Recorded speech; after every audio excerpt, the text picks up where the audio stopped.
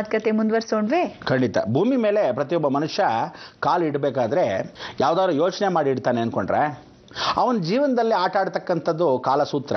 ಇಂಥವು ಕಾಲಕ್ರಮೇಣವಾಗಿ ಕಾಲಾಯ ತಸ್ಮೈ ನಮಃ ಅಂತ ಪ್ರತಿಯೊಬ್ಬ ಮನುಷ್ಯನಿಗೆ ಹುಟ್ಟಿಸಿದವನು ಹುಲ್ಲು ಮೇಯಿಸ್ಲೇ ಇರ್ತಾನೆ.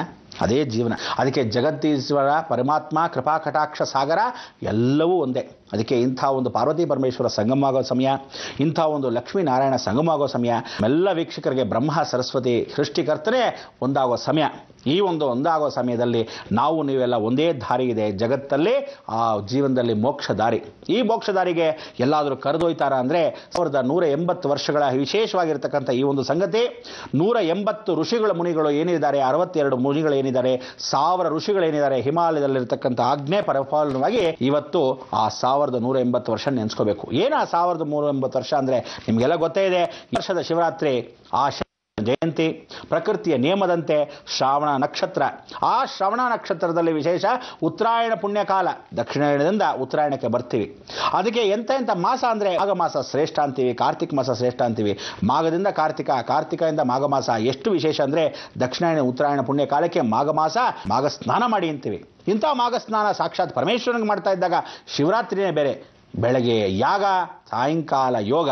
ಆ ಯೋಗದಲ್ಲಿ ವಿಶೇಷವಾಗಿ ಶಿವನಿಗೆ ಅಭಿಷೇಕ ಮಾಡ್ತಾ ಇದ್ರೆ ರುದ್ರಾಭಿಷೇಕ, ಏಕಾದಶ ರುದ್ರಾಭಿಷೇಕ, ಸಾಕ್ಷಾತ್ ಶನಿ ಕಟ ಪಾರಾಯಣ.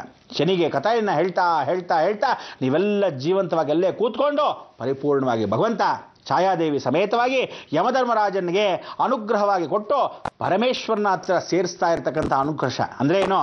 ಸಾಕ್ಷಾತ್ ನಾರಾಯಣನಿಗೆ ಶನಿ ಮತ್ತು ಯಮಧರ್ಮರಾಜ ಧರ್ಮ ಮಾರ್ಗ ಕರ್ಮ ಮಾರ್ಗವನ್ನು ಛಾಯಮ್ಮ ನೀನು ನಮ್ಮ ತಾಯಿಯಾಗಿ ಈ ಭೂಮಿಗೆ ಬಂದ್ಬಿಟ್ಟಿದ್ಯಾ, ಸಾಕಿನ್ನ ನಡಿ ಆ ಸಾಕ್ಷಾತ್ ಸೂರ್ಯನಾರಾಯಣನ ಸೇರುವಂತೆ ಅಂತ ಹೇಳಿ ಒಪ್ಪಿಸೋ ದಿನವೇ ಈ ಶಿವರಾತ್ರಿ. ಅಂದರೆ ನಮ್ಮ ಕರ್ಮಗಳೆಲ್ಲ ಕಟ್ಕೊಳ್ಳೋ ದಿನ. ಪರಿಪೂರ್ಣವಾಗಿ ಏನಿತ್ತೋ ಆ ಪರ್ಯಂತವಾಗಿರ್ತಕ್ಕಂಥ ಕರ್ಮಗಳನ್ನ ಒಂದೇ ಸರಿ ತೆಗೆದು ಬಿಸಾಕೋ ದಿನ. ಆ ದೋಣಿಯಲ್ಲಿ ರಾಮಕೃಷ್ಣ ಪರಮಹಂಸರು ಹೋದಾಗೆ ನಾವು ಆ ದೋಣಿಯಲ್ಲಿ ನಿಮಗೆಲ್ಲ ಹೇಳ್ತಾ ಇದ್ದೀವಿ. ನಾನು ಆ ದೋಣಿಯನ್ನು ಎತ್ಕೊಂಡು ಬರ್ತಾ ಇದ್ದೀನಿ. ಎಷ್ಟು ವಿಶಾಲವಾಗುತ್ತೋ ದೋಣಿ ಗೊತ್ತಿಲ್ಲ.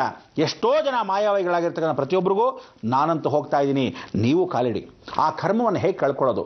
ಕಪ್ಪು ಬಟ್ಟೆಯಲ್ಲಿರ್ತಕ್ಕಂಥ ತಿಲ ಅಂದರೆ ಆ ತಿಲ ಅಂತಕ್ಕಂಥದ್ದು ಮಹಾವಿಷ್ಣು. ಅಂಕುರ ಅರ್ಪಣ ತರ್ಪಣಂ ಸಮರ್ಪಯಾಮಿ, ಅರ್ಘ್ಯಂ ಸಮರ್ಪಯಾಮಿ, ಧ್ಯಾಯಂ ಸಮರ್ಪಯಾಮಿ, ಆತ್ಮಂ ಸಮರ್ಪಯಾಮಿ, ನಿಷೇಧಂ ಸಮರ್ಪಯಾಮಿ. ಅಂದರೆ ಸಾಕ್ಷಾತ್ ಎಲ್ಲವೂ ವಿಷ್ಣು ಪಾದೋದಕಂ ಪಾವನಂ ಶುಭಂ. ಆ ವಿಷ್ಣು ಪಾದಕ್ಕೆ ಪಾವನಂ ಶುಭಂ. ಸಾಕ್ಷಾತ್ ಶ್ರೀಮನ್ನಾರಾಯಣನಿಗೆ ಆ ಕರ್ಮವನ್ನು ಕಳ್ಕೊಳ್ಳೋ ಎಳ್ಳನ್ನು ನಾವು ನಮ್ಮ ಕರ್ಮ ಮುಖಾಂತರವಾಗಿ ಶನೇಶ್ವರನ ಪ್ರೀತಿ ಮಾಡ್ತಕ್ಕಂಥ ನಾರಾಯಣನೋ ಆವತ್ತಿನ ದಿವಸಕ್ಕೆ ನಾನೇನೆ ದೀಪಾವಳಿ ಇನ್ನೇನು ಮುಗದೇ ಹೋಯಿತು. ತದನಂತರ ಪ್ರತಿದಿನ ಪ್ರತ್ಯೇಕವಾಗಿ ಕಪ್ಪು ಬಟ್ಟೆ, ಅರ್ಧ ಮೀಟರ್ ಬಟ್ಟೆ ಒಬ್ಬೊಬ್ಬನಿಗೆ ಪ್ರತ್ಯೇಕ, ಒಬ್ಬೊಬ್ಬ ಮನೆಯಲ್ಲಿ ಒಬ್ಬೊಬ್ಬ ಮನುಷ್ಯನಿಗೆ ಜಾತಿ ಮತ ಭೇದವಿಲ್ಲದೆ ಎಲ್ಲರೂ ಅವರ ಕರಂಟನ್ನು ಶನೇಶ್ವರನಿಗೆ ಅರ್ಪಿಸೋ ದಿನ.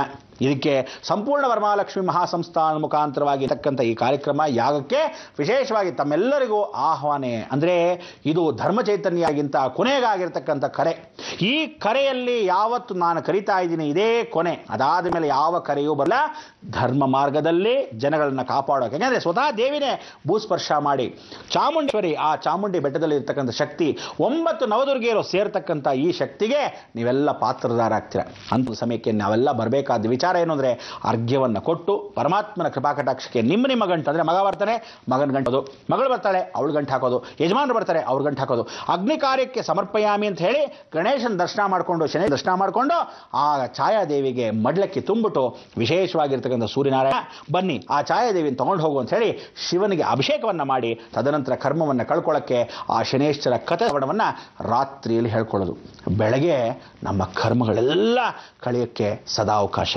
ಇದೇ ಕೊನೆ ಸತ್ಯ. ಅದಕ್ಕೋಸ್ಕರ ಈ ಒಂದು ಅವಕಾಶಕ್ಕೆ ನೀವು ಆ ಕಪ್ಪು ಬಟ್ಟೆಯಲ್ಲಿ ಒಬ್ಬ ಮನುಷ್ಯನಿಗೆ 1/4 kg ಎಳ್ಳು ಒಬ್ಬ ಮನುಷ್ಯನಿಗೆ, ಬೆಳ್ಳಿ ಇರುತ್ತೆ. ಎಲ್ಲರೂ ತಾಯಿಗೆ ಹುಟ್ಟೋದ್ರಿಂದ ಹೆಣ್ಣುಮಕ್ಕಳಿಗೆ ಆಗಿರ್ತಕ್ಕಂಥ ತಾಯಿ ಚಂದ್ರ, ಮನೋಕಾರಕಸ್ಯ ಚಂದ್ರ ಅಂತ ಚಂದ್ರನಿಗೆ ಕಪ್ಪಲ್ಲಿ ವಿಶೇಷವಾಗಿರ್ತಕ್ಕಂಥ ಸಂಕೀರ್ತನೆ. ಆ ಎಳ್ಳಿಗೆ ನಾವು ಹಾಕ್ತಕ್ಕಂಥದ್ದು ಚಂದ್ರ ಆಕಾರದಲ್ಲಿರ್ತಕ್ಕಂಥ ಬೆಳ್ಳಿ ಅಂದರೆ ಮುತ್ತು ಬೆಳ್ಳಿ ಎದಾರು ಹಾಕ್ತೀವಿ ಅದೆಲ್ಲ ತಾಯಿ ಸಮಾನ. ಅದಕ್ಕೋಸ್ಕರ ಚಂದ್ರನ ಅಲ್ಲಿ ಹಾಕಿ ಪಂಚಲೋಹಗಳು, ಪಂಚಭೂತಗಳಲ್ಲಿ ದೇಹದಲ್ಲಿ ವಾಸವಾಗಿರ್ತಕ್ಕಂಥ ಅಗ್ನಿ ವಾಯು ಜಲ ಆಕಾಶ, ಈ ಪಂಚಭೂತಗಳು ಹುಟ್ಟಿರ್ತಕ್ಕಂಥ ಪ್ರತಿಯೊಬ್ಬ ಮನುಷ್ಯನ ದೇಹದಲ್ಲಿ ಪಂಚಭೂತಗಳು ಅಡಗಿದೆ. ಇದನ್ನ ಕರ್ಮಶೇಷವೊಂದರೊಳಗೆ ಹಾಕಿ ಶಮಿ ವೃಕ್ಷ ಅಂತಕ್ಕಂಥದ್ದು ಸಾಕ್ಷಾತ್ ಬನ್ನಿ ಮರ. ಆ ಶನೇಶ್ವರನು ಅದರಲ್ಲಿ ವಾಸವಾಗಿರ್ತಾನೆ. ಆ ಶಮೀಕ್ಷ ಸಾಕ್ಷಾತ್ ಶನೇಶ್ವರ ಕರ್ಮದೇವತೆ. ಆ ಬನ್ನಿ ಮರವನ್ನು ಹಾಕಿ ಋಣವನ್ನು ತೀರಿಸ್ಕೋ, ಕರ್ಮವನ್ನು ಶೇಷವನ್ನು ಕಳಿಸು ಅಂತೇಳಿ ಅದರೊಳಗೆ ಹಾಕಿ ಲಾವಂಚ ಬೇರು ಅಂದರೆ ಭೂಮಿಯಲ್ಲಿರ್ತಕ್ಕಂಥ ಬೇರನ್ನು ಊರ್ಬಿಟ್ಟಿದ್ದೀವಿ. ಕರ್ಮದಿಂದ ಕಾಪಾಡು ಅಂತೇಳಿ ಆ ಬೇರನ್ನು ಸಮೇತ ಹಾಕ್ಬಿಡೋದು ಲಾವಂಚ. ಇದನ್ನು ಒಂದು ಗಂಟು ಕಟ್ಟಿ ದೂರದಲ್ಲಿ ಮನೆಯಿಂದ ಆಚೆ ಇಟ್ಬಿಡ್ಬೇಕು. ಶಿವರಾತ್ರಿವರೆಗೂ ನಿಮ್ಮ ಮನೇಲಿರಬೇಕು. ಆದಷ್ಟು ಬೇಗ ನೀವೆಲ್ಲ ಮಾಡ್ಕೋಬೇಕು. ಎಲ್ಲವೂ ವಿದೇಶದಲ್ಲಿರೋ ಗಂಟುಗಳೆಲ್ಲ ಬರಲಿ. ಯಾಕೆಂದರೆ ಅವ್ರು ಅಕಸ್ಮಾತ್ ಬರದೇ ಇದ್ರು ಗಂಟನ್ನು ಕಳಿಸ್ಬೋದಲ್ಲ.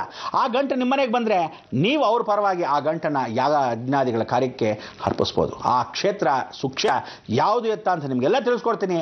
ಇದೇ ನಿಜವಾದ ಸತ್ಯ ಯಾತ್ರೆ. ಅಂಥ ಯಾತ್ರೆಯಲ್ಲಿ ಕೊನೆ ಯಾತ್ರೆಗೆ ಪಾಲ್ಗೊಳ್ತಕ್ಕಂಥ ದೋಣಿ ಯಾತ್ರೆ ಇದೇ ನಿಜವಾದ ಪ್ರಳಯ ರುದ್ರ ಮಹಾಶನೇಶ್ವರ ಯಾಗ. ಅದಕ್ಕೋಸ್ಕರ ಅಂಥ ಒಂದು ಪ್ರಳಯ ರುದ್ರನಿಗೆ ನಾವು ನಮಸ್ಕಾರ ಮಾಡ್ತಾ ಶಿವನ ಪಾದ ಸೇರ್ತಕ್ಕಂಥ ಪ್ರತಿಯೊಬ್ಬರಿಗೂ ಹೋಗೋರೆಷ್ಟು ಜನನೋ ಬದುಕೋರೆಷ್ಟು ಜನನೋ ಎಲ್ಲ ದೇವರ ರೂಪ.